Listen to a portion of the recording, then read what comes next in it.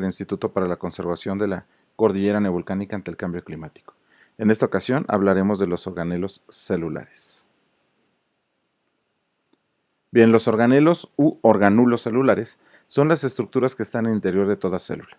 Varían en morfología y se diferencian entre sí por la función que cada uno cumple dentro precisamente de la célula. Bien, empezaremos a hablar de las células eucariontes, comenzaremos con los animales y al final terminaremos hablando de las células eucariotas vegetales. Las células eucariotas pues, se caracterizan por tener organelos muy organizados, rodeados por membranas. Como pueden observar en esta imagen, este sistema de membranas lo que hacen es compartimentalizar precisamente el citoplasma. ¿Para qué serviría esto? Precisamente para regular el paso de ciertas sustancias entre las membranas. Recuerden que también hay una membrana que divide a la célula entre un medio interno y un medio externo. El término eucariote significa con núcleo verdadero. Lo que estamos observando aquí es una membrana nuclear que está separando precisamente al ADN o toda la información genética de la célula con respecto al resto de los organelos. Bien, sin más, comencemos con el primer organelo, que sería la membrana. La membrana celular, como bien les indicaba, va a poder diferenciar y compartimentalizar el citoplasma de la célula. Aquí podemos observar, hay una membrana mitocondrial, una membrana nuclear. Esta membrana nuclear, por lo general, siempre se continúa con este tipo de membranas que ahorita vamos a revisar, que son de los retículos endoplásmicos, las membranas también de Golgi y por supuesto la membrana celular que diferencia un medio interno de un medio externo. Las membranas sirven pues como importantes áreas de trabajo celular. Por ejemplo, muchas reacciones químicas de las células son realizadas por las enzimas que están unidas a las membranas. Y debido a que las enzimas que realizan pasos sucesivos de una serie de reacciones químicas se organizan en conjunto en una región de la membrana, es que muchas reacciones químicas se producen con mucha mayor rapidez. Ahora veamos el núcleo. El núcleo generalmente es redondo o alargado y se encuentra por lo general en el centro de la célula. Esto no ocurre así en las células musculares o fibras musculares, donde siempre son núcleos periféricos. Es el organelo más prominente de la célula pues en su interior está contenido toda la información genética y es el núcleo precisamente el que es responsable de todo el metabolismo. Vamos a hablar de los ribosomas, aquí marcados son estos puntitos rojos que están en el retículo endoplásmico y que están libres en el citoplasma. Son partículas muy pequeñas que se encuentran libres en el citoplasma o adheridas a ciertas membranas, contienen las enzimas necesarias para formar enlaces peptídicos, que son los que unen aminoácidos. Cada ribosoma tiene dos componentes principales, una subunidad grande y una subunidad pequeña. Cuando ambas subunidades se unen, es que funcionan para la fabricación de polipéptidos, es decir, de proteínas, como revisaremos más adelante.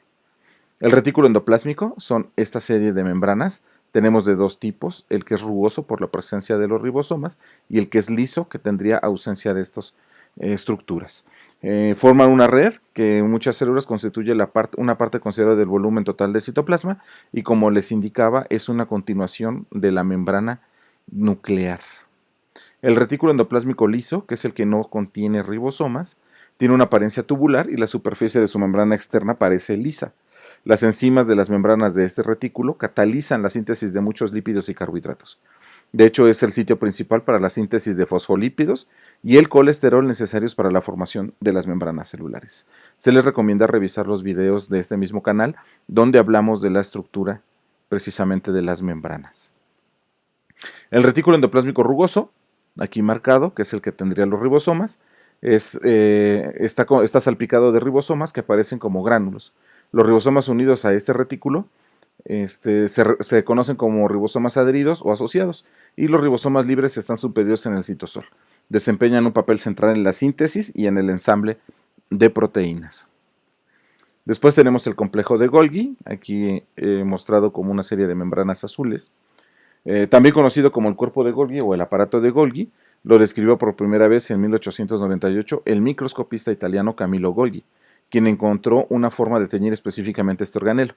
Sin embargo, muchos investigadores pensaron que el complejo de Golgi era un artefacto de la técnica, es decir, acumulaciones de tinciones en el citoplasma y que no eran realmente una estructura, ya que no se confirmó su legitimidad como organelo hasta que las células se estudiaron con el microscopio electrónico en la década de 1950 y ahora sabemos que existe y que es realmente un organelo.